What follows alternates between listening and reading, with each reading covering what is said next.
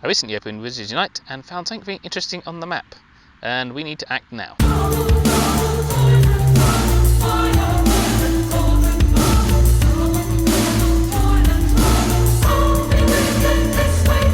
So welcome magical folk, it has been an interesting week, hasn't it? Wizards Unite is out on beta in New Zealand. Us YouTubers, we have spent, well, it feels like many a night, but actually it's only been like 24 hours, going bonkers working at what we should do about all the images and videos we're seeing online, because some mysteriously disappeared and we're like, oh hang on a minute, perhaps the terms and conditions thing, and we looked up terms and conditions as in betas, you're not supposed to do stuff, so we're like, oh god, what should we do? We're watching everybody else's videos though, by the way, very nice. So yes, but finally we kind of got some sort of confirmation that we can do something, so here is the something. It's actually sunny, I'm in the UK, I'm wearing a t-shirt, this is actually kind of a miracle. So we are going to talk about, I'm actually here with Shadow, who's just getting himself busy in the background, and we are going to talk beta. Congratulations to those in New Zealand, well done on getting the beta. Everyone in the UK was kind of hoping it was going to be us. I'm not bitter, or a little bit bitter, but you know, I don't begrudge you having the honour of testing our wonderful new game, as we are Wizards Unite. Hopefully the UK will be the second country to get the beta. That's what we're all hoping anyway. So I downloaded the APK. Now I don't condone this exactly because there are dodgy APKs out there, but Niantic did release one and I have it. And of course, not being in the New Zealand region, I don't get all the POIs, which means I get a nice clean map. At which point I noticed one thing. I am currently standing in a field. I'm actually currently standing in a brand new park, which I feel like I've said this several times on this channel, but they keep building new parks. So my map is a normal green colour, and we can see a lake in the distance, which is nice. Let's scan the map around, and we can see a nice triangle. And that triangle is a park, and that means in Wizards Unite land it will be a landmark. And landmarks are like nests, essentially. I always like to scroll away in this game. So a nest in Pokemon Go is obviously increased spawn rate. In Wizards Unite, that nest will be of a certain foundable type, so magical creatures or whatever. I don't know about you, but I liked the idea of having increased spawn rates. But where I'm standing now is a park, very bog standard park, but has nothing and will not get an increased spawn rate. Now I think that's a bit of a shame, especially for us sort of semi-rural suburban players. We kind of need all the spawns we can get, as we don't have many Pokestops. So here's the one thing we can do. So in the distance we have a tiny green park, and then we have a triangular park. Now what we can do now is we can swap over to Pokemon Go, and we'll take a look at the map there and what do we see. So again, in Pokemon Go I am sitting in the middle of nowhere. Spin around, I can see the lake. Spin around, I can see a very suspiciously same shaped triangular piece of land. Well, this is Pokestops because I can actually see them. And I spin around and I can see my little square. Now the significance of the little square is that is a park that I submitted on OpenStreetMap. So I submitted it on OpenStreetMap, I drew it on the map. It appeared in Pokemon Go within about 4 to 8 weeks. I can't remember exactly how much time it took. So we can safely say that Wizards Unite, there you go, and Pokemon Go use OpenStreetMaps to find their park areas and to work out where their nests / landmarks are going to be. So now we're just going to walk over to the triangular piece of land and just doubly confirm it. I'll show you that, and then I'll show you how to submit your parks as landmarks for Wizards Unite. This is going to be really important if you want increased spawn rates, and who doesn't want increased spawn rates? Okay, so here we are in the triangular location, as we can see from our map. It is a triangle! Surprise, surprise, and it has 3 lakes. And we can see in the distance over there is where you walk from, and then over in the distance over there you can see our little square patch. So let's mosey on over to Pokemon Go and let's have a look. What do we see here? Well, apart from having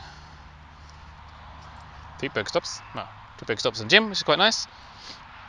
Actually, one of these I didn't submit. Oh look, we have a large amount of Pokemon spawning in this area because it is a designated park, and that's what happens. Sure, I'm going to spin these.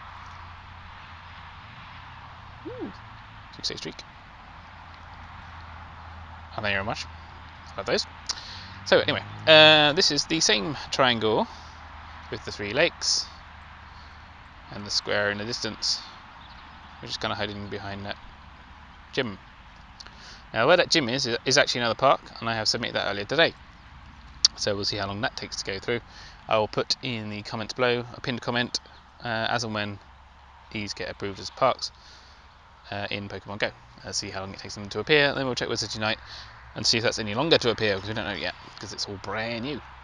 So that's proof enough, I think. We're going to go over to the computer, and I'm going to tell you how to submit these parks. We're going to submit our previous park, and I'll show you how to do that now. Okay, so here we are on our map. This is OpenStreetMap, and we can see our park located here. Now what we will do, as you can see in the bottom left hand corner, is the one I did before. I did this the other day, it's all gone through lovely.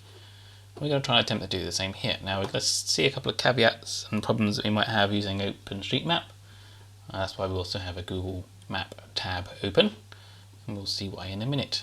So first you need to create an account with OpenStreetMap and verify your email and stuff, and once you go in you can then click edit to go to edit view. Now you can immediately look on this map and realise that it is a little bit out of date. As you can see, houses showing here, but they're actually the image we're looking at to draw with. Looks nothing like it. So this is where Google Street Map comes in useful. As we can see, a much more recent picture. Thank you, Google. So what we have to do is a little bit of a swap between the two.